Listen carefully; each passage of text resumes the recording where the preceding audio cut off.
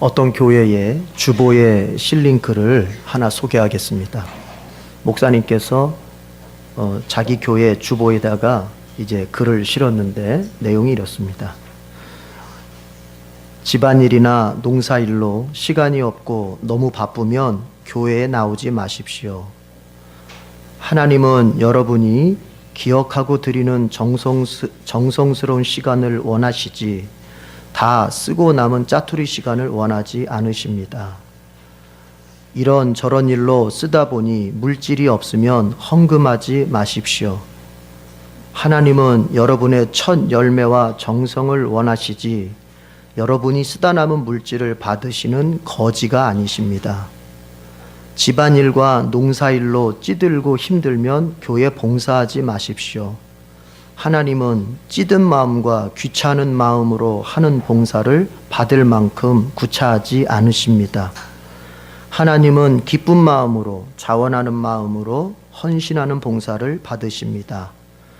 직분을 받고 그 직분을 잘 감당하지 않으려면 그 직분을 포기하십시오.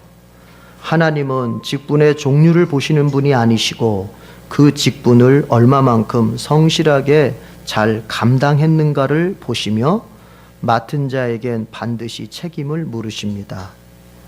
계명을 지켜 정직하게 살지 않고 투기하면서 사랑을 실천하지 않으려면 차라리 어디 가서 기독교인이라고 자신을 드러내지 마십시오. 하나님은 아들의 목숨까지 희생시키며 사탄의 소나기에서 우리를 건지셨습니다. 그런데 구원받은 우리가 거짓을 행하고 투기한다면 그것은 배은망덕한 일입니다. 겉옷만 화려하게 그리스도인의 옷을 입었다고 그리스도인이 되는 것은 아닙니다. 하나님이 원하시는 것은 우리의 속사람이 진정한 그리스도인이 되는 것입니다. 아마 농촌의 어떤 교회였겠죠? 이 얘기 속에서 이 목사님께서 하시고자 하시는 그 초점이 무엇일까를 생각해 봅니다. 그것은 아마도 그리스도인은 어떤 사람인가? 그리스도인은 도대체 어떤 사람인가? 하는 얘기를 하고자 했던 것이겠죠. 더 나아가서는 그리스도인이 어떤 사람인가 하는 문제는 그가 어떤 삶을 살고 있는가 라는 것으로 증명된다는 것이죠. 누군가가 그리스도인이라고 한다면 그 사람이 그리스도인의 됨됨이는 그 사람의 삶으로서만 증명될 수 있다는 얘기죠. 오늘날 기독교인들의 신앙이 세상에서 인정받기보다는 조롱을 받고 있습니다. 그 이유가 뭘까요? 그것은 아마도 신앙을 말로 증명하려고 하기 때문일 것입니다. 신앙은 말로 증명되는 것이 아니라 삶으로 증명되는 것입니다. 말은 단지 말로는 증명하는 것이 아니라 전할 뿐입니다. 착각하면 안 돼요. 말로 전하는 것이 증명한 거라고 생각했으면 큰 착각이에요. 말의 기능은 그리스도를 전하고 복음을 전하는 데 있는 것이지 자기가 가지고 있는 신앙을 증명하는 것에는 말로는 다 할 수 없어요. 말로 전한 그 신앙을 이제 증명할 순간에는 그가 살아가는 삶으로만 하게 되는 법입니다. 이거 중요한 거예요. 우리는 우리의 삶으로 그리스도인임을 증명하고 있습니까?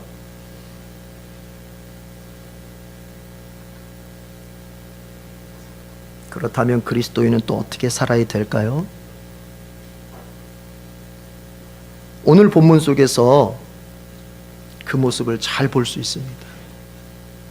오늘 본문의 내용은 예수님께서 세상에 드러나시기 전에 세례 요한이 먼저 등장하고 그리고 세례 요한이 행했던 모든 일들, 그 모든 사역들이 과연 어떠한 의미였는지를 총평해주는 그런 내용이라고 볼 수 있어요.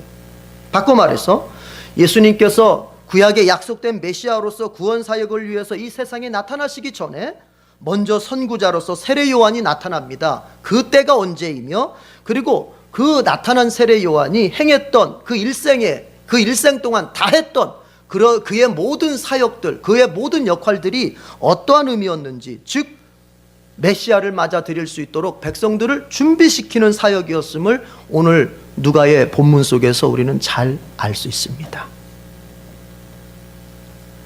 이것은 우리에게 어떤 교훈을 줍니까? 하나님의 사람의 삶의 방향이 어디로 향해야 될지에 대한 이정표를 보여준다고 볼 수 있습니다. 여러분, 그리스도인은 어떤 사람이어야 할까요? 하나님의 사람은 어떤 사람이어야 할까요? 자, 첫 번째로 한번 따라해 보겠습니다. 그리스도인은 역사 속의 사람이어야 합니다. 우리 1절, 2절 다 같이 읽어보겠습니다. 1절, 2절 본문 시작. 디베rio 황제가 통치한 지 15해 곧 본디오 빌라도가 유대의 총독으로, 헤롯이 갈릴리의 분봉왕으로, 그 동생 빌립이 이두레와 드라고니 지방의 분봉왕으로, 루사니아가 아빌라네의 분봉왕으로, 안나스와 가야바가 대제사장으로 있을 때에 하나님의 말씀이 빈들에서 사가랴의 아들 요한에게 임한지라. 본문에서 이 복음서를 기록한 누가는 이렇게 얘기하고 있어요. 세례 요한이 등장할 시기에 정치적인 배경, 종교적인 배경, 즉 현실적 배경이 어떠했는지를 먼저 말해주고 있어요.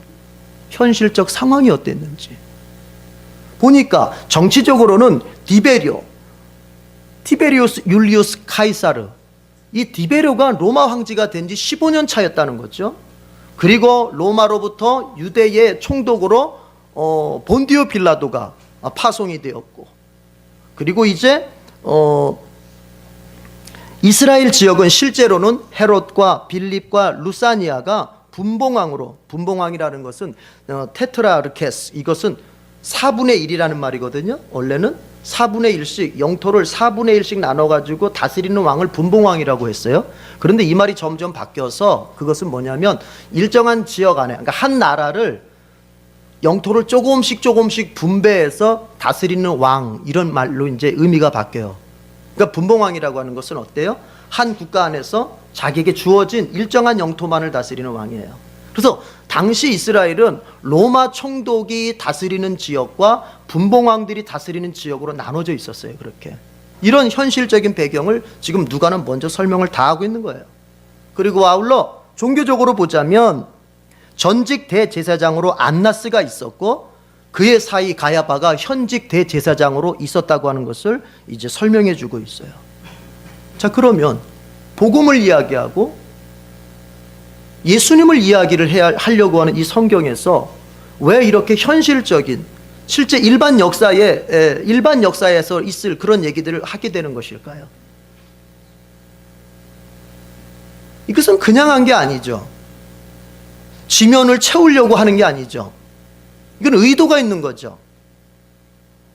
어떤 의도일까요? 하나님의 사람의 신앙이라고 하는 것은 여러분 현실 속에 존재해야 됩니다.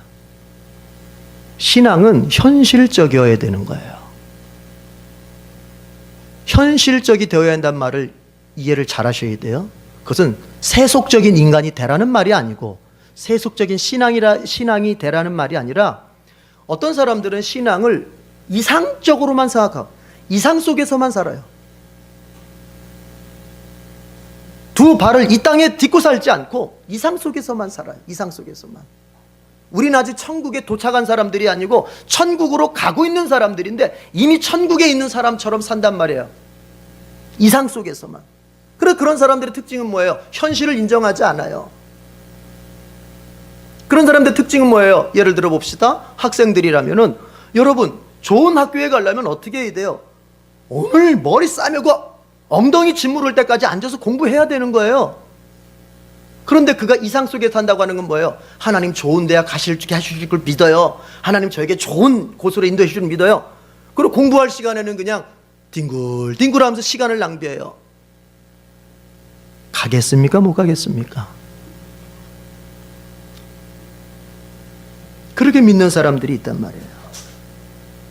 하나님의 사람의 신앙은 현실적이어야 합니다. 자, 우리나라의 영성운동의 흐름이 크게 세 갈래가 있어요. 이걸 다 설명하려면 이건 뭐 시간이 너무 걸리는데요. 우리 한국교회 안에 흐르고 있는 영성운동을 크게 잡아서 그 흐름이 세 종류라고 볼 수 있는데, 첫 번째가 뭐냐면은 오순절적 영성운동이에요. 이것은 순복음교회를 비롯한 오순절 계통의 교회에서 시작된 영성운동이면 분명한데, 그것이 오늘날 뭐 교파를 떠나서 교단을 떠나서 한국교회 전체에 영향을 미치고 있고 아주 크게 미치고 있고 지금도 계속 미치고 있죠. 그래서 한국교회 어디에서나 찾아볼 수 있는 그런 영성운동이기도 해요. 이 오순절적 영성운동의 초점은 어디에 있냐면 성령 충만을 받는 데 있어요.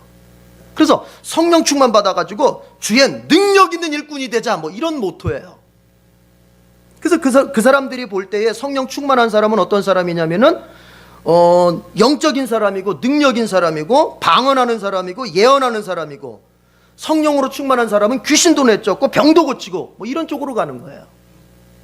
이런 사람들이 그 사람들이 볼 때는 성령의 사람이고 능력의 사람이에요. 그러다 보니 그들은 목회자도 그렇게 바라봅니다. 목회자 역시도 성령이 충만하고 영적인 목회자는 귀신을 내쫓고 병자를 고치고 이정을 행할 수 있는 목회자여야만 돼요. 동시에 죽어가는 교회를 대형교회로 성장시킬 수 있어야 돼요. 그러다 보니 그 사람들이 볼 때는 대형교회의 목사들은 다 영적인 사람들이고 능력이 충만한 사람들이고 영성이 깊은 사람들로 인식이 되는 거예요. 그 오순절적 영성운동의 특징 중에 또 하나는 뭐냐면 뜨거운 게 중요한 거예요. 뭐가요? 가슴이 뜨거워야 돼요. 그래서 그 사람들의 예배나 그런 영성운동이 주도하는 예배나 집회에 가보면은 대단히 정열적이고 뜨겁습니다. 기도할 때는 항상 손을 번쩍 들어 올리면서 주여 주여 주여를 3번 부르는 주여 삼창을 통해서 그들의 기도에 열기를 돋우잖아요. 아울러 이 영성운동은 뭔가를 얻으려는 영성운동이에요. 성령의 능력으로 귀신을 쫓아내고 병을 고치고 건강을 얻고 가난에서 해방되어 부를 얻고 명예도 얻고 기적도 행하고 죽어가는 교회는 큰 교회로 커가고 뭔가를 얻고자 하는 영성운동이에요. 그러니까 이 영성운동에는 성공에 대한 소망이 결부되어 있어요. 주님의 뜻이라는 거예요. 내가 성공하는 거는, 내가 부자가 되는 건 주님의 뜻이라는 거예요. 성공에 대한 소망이 그 영성운동에 결부되어 있고 그 중심에는 뭐가 있느냐? 축복, 그것이 중심에 있습니다. 영혼이 잘된 같이 범세가 항상 축복이 넘쳐야 된다는 거죠. 그러다 보니 이 영성운동은 대중성이 커요. 잘 된다는데 누가 싫어해요? 가난한 사람이 부자가 될 수 있다는데 누가 싫어해요? 집안이 우환이 있어서 가서 귀신 내쫓아 준다는데 누가 싫어해요? 그래서 이 영성운동은, 오순절적 영성운동은 대중성이 커요. 그래서 우리는 가만히 생각해 보면 왜 그쪽 계통의 교회들의 사람들이 몰리는지 이해가 돼요. 대중성이 커요.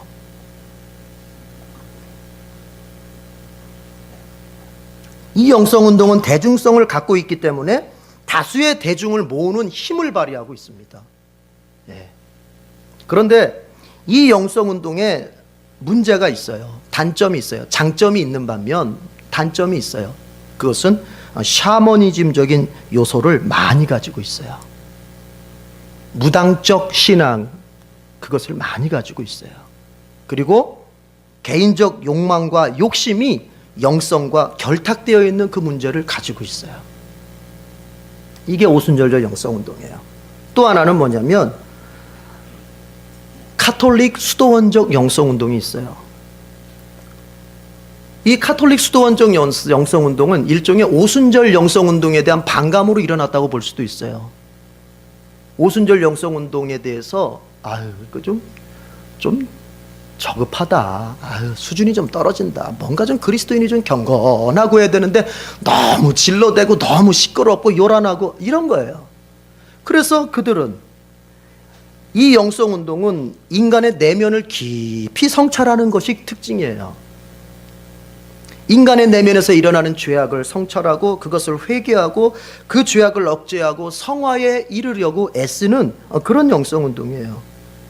제가 앞에서도 얘기했지만 이 카톨릭 수도원적 영성운동은 조용한 특징을 가지고 있어요. 오순절적 영성운동이 막 뛰면서 찬송하고 기도하고 막 이럴 때 이 사람들은 조용하게 그리스도를 묵상하고 십자가를 묵상하고 자기의 내면을 들여다보면서 회개할 것을 회개하고 새롭게 할 것을 새롭게 하고 이런 거예요.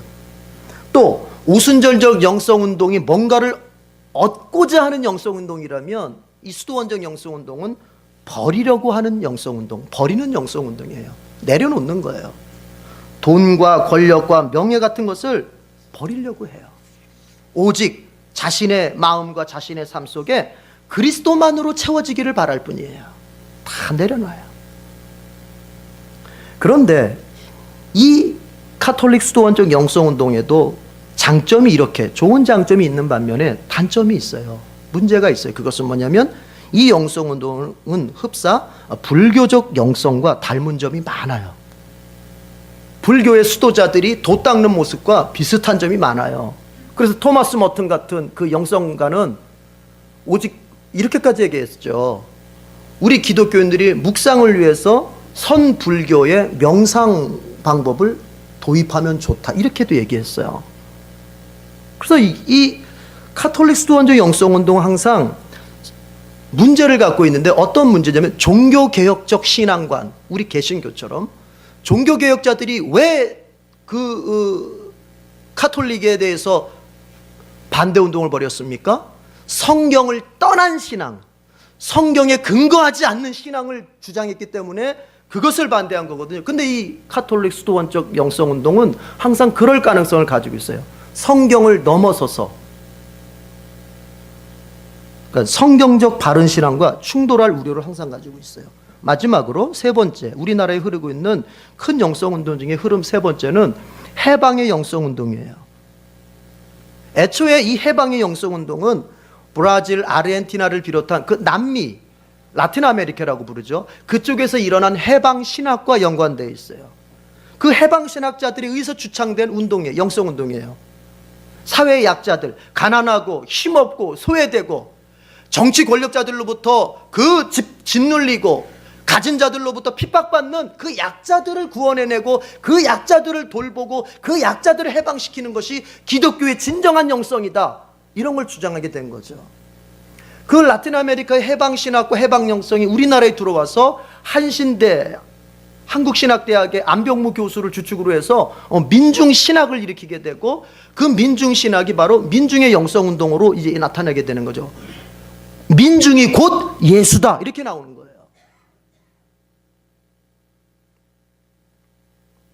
이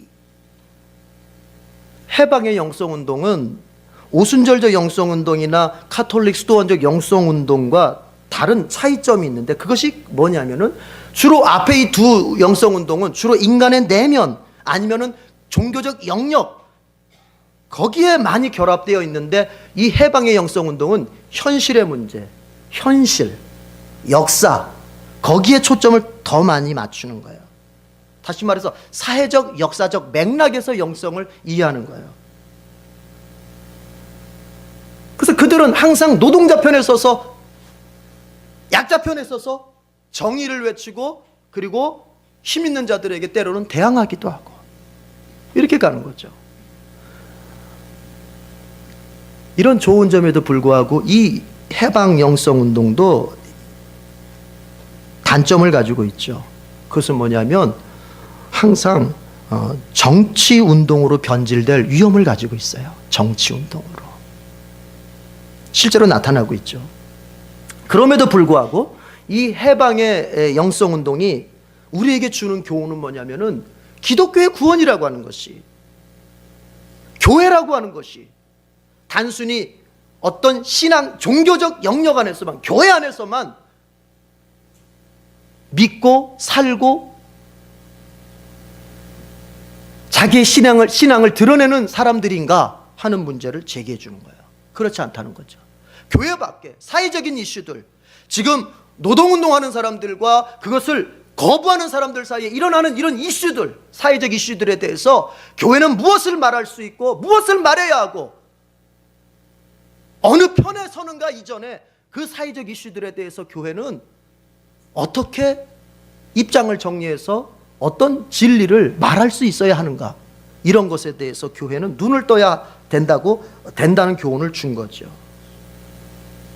그런데 제가 볼 때 우리나라의 영성운동은 그 오순절적 영성운동으로 너무 많이 기울어져 있어요. 그러다 보니까 오직 개인의 구원, 개인의 복, 오직 개인에게만 집중되어 있어요. 교회들이 그렇게만 가르치고 교회들이 그렇게만 신앙 얘기를 해요. 그렇다 보면 여러분 어떻게 되겠습니까? 하나님이 원하시는 이 땅에 하나님의 나라를 세우려고 하시는 하나님의 마음에서 멀어지게 되는 거예요.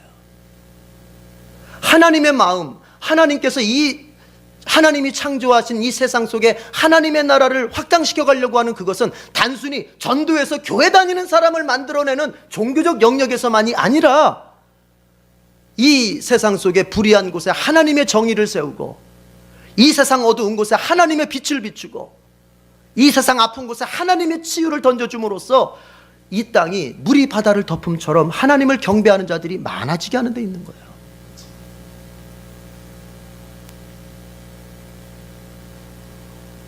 그래서 우리가 볼 때는 오순절적 영성운동 입장에서 보자면 오직 개인의 구원과 개인의 문제, 개인의 복에만 집중되어 있는 그 영성만 가진 사람들에게 있어서 마더 테레사나 마틴 루터 킹 목사님이나 그리고 우리나라의 그 문익환 목사님이나 이런 분들은 영성가로 보이질 않는 거예요. 영성가로 보이질 않아요. 여러분, 흑인의 인권을 위해서 자신의 생명까지 걸고 흑인의 인권운동을 위해서 온몸을 불살랐던 그 마틴 루터 킹은 바로 영성가예요. 사회운동가 이전에 영성가예요. 왜요? 기독교의 한 영성의 그 측면이 바로 이 사회 속에, 이 역사 속에 하나님의 정의를 위해서 자신을 내던지는 것이 있는 거예요.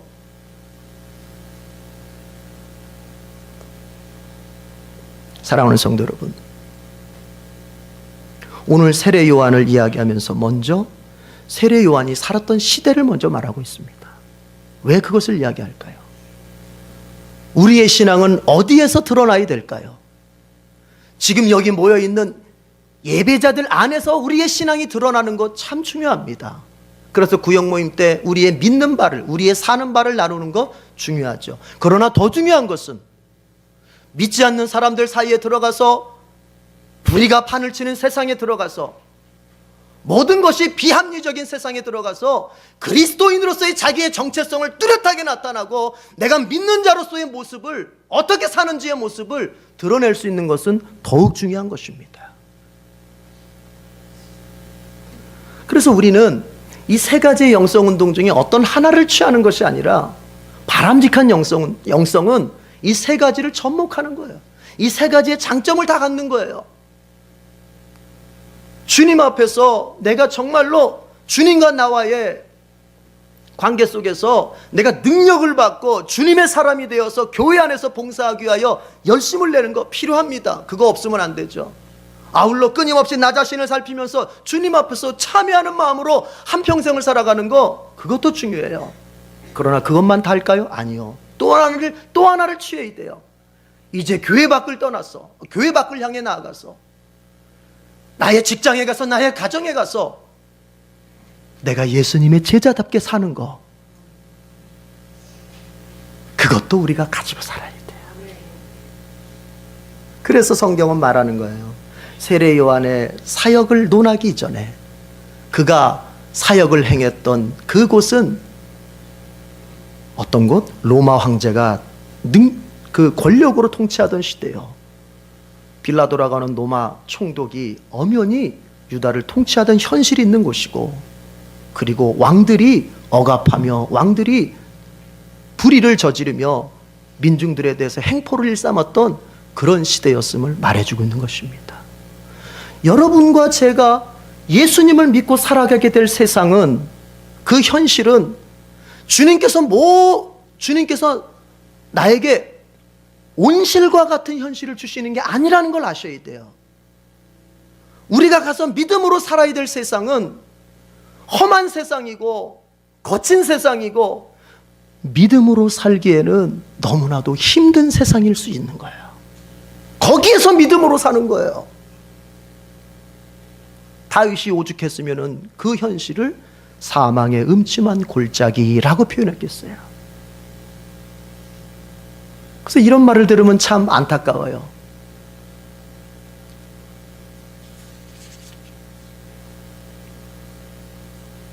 세상에서 예수 믿기 살기 힘들어요. 저는 그럼 속으로 그래요. 그거 이제 아셨어요? 그거 이제 아셨어요?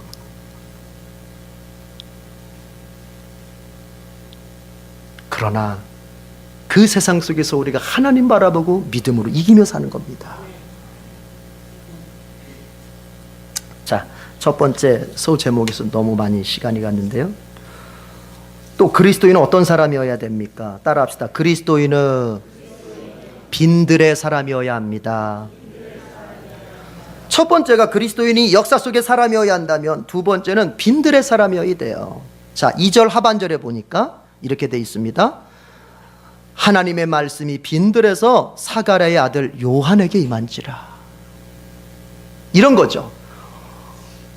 세례 요한에게 엄연한 현실이 있습니다. 그런데 그 엄연한 현실 속에서 세례 요한은 지금 어디에 머물러 있습니까? 빈들에 머물러 있습니다. 빈들은 어딜까요? 그러니까 유다 광야를 가리키는 거예요. 유다 광야를. 그러니까 지금 세례 요한은 광야에 있어요.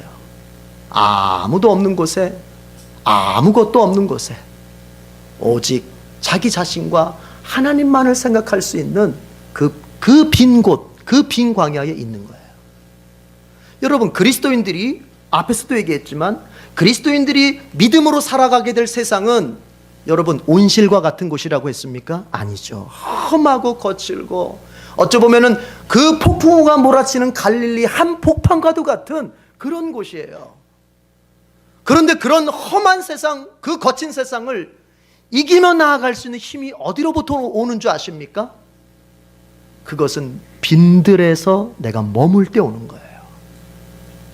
더 구체적으로 얘기한다면 내가 빈들에서 하나님의 말씀을 들을 때 이 거친 세상을 이길 수 있는 힘을 얻게 되는 거예요. 가장 어리석은 사람은 세상의 일을 세상의 힘으로 이기겠다고 세상으로 달려가는 사람이 가장 어리석은 사람이에요. 그리스도인은 세상을 이기긴 이기되 그렇게 이기는 게 아니에요. 그리스도인이 세상을 이기는 그 지혜와 힘과 능력이라고 하는 것은 빈들에 오래 머무른 것으로서 이기는 거예요. 하나님 앞에 오래 머물면서 그 하나님이 내게 들려주시는 말씀을 듣고, 그 하나님이 내게 들려주시는 인생을 듣고, 그 하나님이 내게 들려주시는 삶의 가치관들을 듣고, 또 하나님이 그에게 내려주시는 능력을 덧입고 드디어 삶으로 나가는 거예요. 예수님은 이 빈들을 골방이라고도 얘기했죠. 아무도 없는 곳에서 오직 하나님만을 대면하는 그 골방. 근데 그 골방의 맥락이 어디에서 나왔어요? 기도에서 나왔죠. 너희는 기도할 때 골방으로 들어가서 해라. 여러분, 그리스도인이 세상을 넉넉히 살아갈 수 있는 그 힘은 어디로부터 오느냐? 기도의 골방으로부터 오는 거예요. 아무것도 바라볼 곳이 없는 그곳에서 주님만 바라보면서 주여 내게 말씀하시옵소서. 주께서 말씀하시는 대로 제가 살겠습니다. 이제 그 사람이 세상에 나가서 이기게 되는 거예요.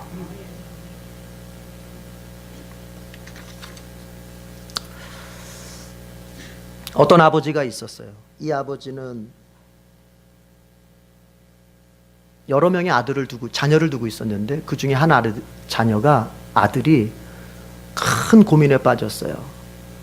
그런데 이 아버지는 그 자녀에게 너 무슨 문제니? 너 어떻게 하려고 그러니? 이런 말을 통할 수가 없었어요. 왜냐하면 그런 얘기를 하다 보면은 이 아이의 마음이 더 아플 것 같으니까. 뭔가를 도와주긴 도와줘야겠는데 도와줄 수도 없었어요. 왜냐하면 그것이 자기가 도와줄 수 있는 그 영역 밖이기 때문에 도와줄 수도 없었어요.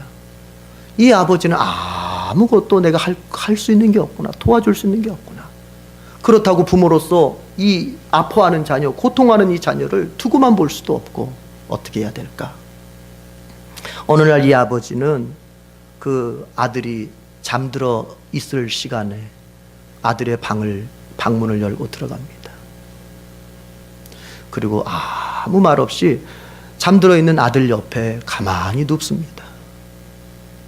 그리고 천장을 바라보면서 뜬 눈으로 나를 세워요. 그 다음날 역시도 아들이 잠들어 있을 법한 시간에 또 그 아들의 방문을 열고 들어가서 그 아들 옆에 조용히 눕습니다. 그렇게 또 뜬 눈으로 세워요. 그러기를 몇 날 며칠을 그렇게 가요. 그런데 그 아들은 그 아버지가 자기 옆에 와서 눕는 것을 알게 되었어요. 자기 아버지가 조용히 말없이 와서 자기 옆에 누웠다가 새벽이면 나가는 것을 알게 되었어요. 그 아들은 그때에 깨달았어요. 나는 혼자가 아니구나. 나를 응원해주고 나를 위로해주고 나와 함께해주는 아버지가 계시는구나. 그래서 그 아들이 힘을 내어서 자기의 문제를 갖다가 넉넉히 이겼다는 것입니다. 칼빈이 말합니다. 성도들이 왜 절망하는가? 그것은 이거라는 거죠. 현실이 황폐해져 가고 현실이 너무너무 무너져 갈 때 그 무너지고 황폐해지는 현실 속에서 하나님의 손길을 느낄 수 없기 때문에 성도가 절망한다는 거예요. 그 말을 뒤집어 보면 아무리 현실이 무너져 가고 아무리 현실이 황폐해져 간다 할지라도 그 자리에서 하나님의 사랑의 손길만 느낄 수 있다면 그는 결코 무너지지 않는다는 거죠. 여러분, 우리가 하나님의 사랑을 확인하면서 살아야 돼요. 우리가 하나님의 사랑에 대해서 늘 눈을 뜨면서 살아야 돼요. 하나님의 사랑이 내게 머물러 있음을 내가 확인하고서야 세상에 나아가야 되고 세상에서 문제들을 상대할 수 있어야 돼요. 그런데 그 사랑을 확인하기 위해서 우리에게 필요한 조건이 있어요. 그게 뭐냐면 빈들입니다. 주님과 만날 수 있는 시간입니다. 주님을 대면할 수 있는 시간입니다. 그리고 그 장소입니다. 우리는 너무 바쁘게 살면서 우리가 우리의 문제를 해결해 보겠다고, 우리가 우리 손으로 내 삶을 한번 열어가 보겠다고 너무 바쁘게 뛰어다니다 보는 가운데 하나님의 손길이, 하나님의 사랑이 내게 있는지 없는지도 확인해 보지 않은 채 현실을 살아갑니다. 그래서 뭔가 열심히 산 것 같은데 항상 지고 있고, 최선을 다하는 것 같은데 항상 실패하고 있습니다. 낙심하고 있고 절망하고 있습니다. 사랑하는 성도 여러분, 그리스도인은 삶의 승패를 빈들에서부터 준비하는 사람이에요. 그리스도인은 빈들의 사람이어야 돼요. 여러분 안에 기도의 골방이 있기를 바랍니다. 가장들 오셔서 기도하십시오. 2016년도가 오기 전에 여러분 빈들에서 하나님의 말씀을 가장들이 들으십시오.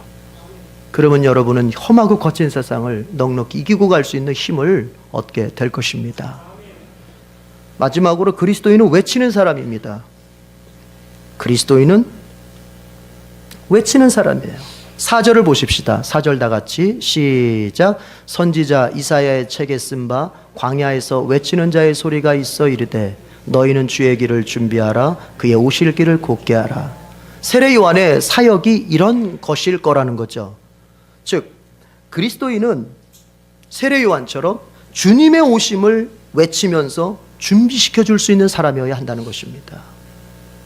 우리는 우리의 말로써, 그리고 우리의 삶으로써, 우리의 선행으로써 외쳐댈 수 있어야 돼요. 무엇을 외쳐요? 예수님께서 다시 오십니다. 예수님께서 다시 오십니다. 그 예수님 다시 오시기 전에 그 예수님을 영접하고 믿어야 됩니다. 이걸 외칠 수 있어야 돼요. 자, 길게 하지 않겠습니다. 여러분, 그리스도인은 역사 속의 사람이어야 하고, 그리스도인은 빈들의 사람이어야 하고, 그리스도인은 외치는 사람이어야 합니다. 나의 영성 어디에 서 있는지 확인해보고, 이제 내가 삶을 살면서 어떤 그리스도인을 살아야 할지 한번 생각해보는 우리 모두가 될 수 있기를 바랍니다. 기도하겠습니다.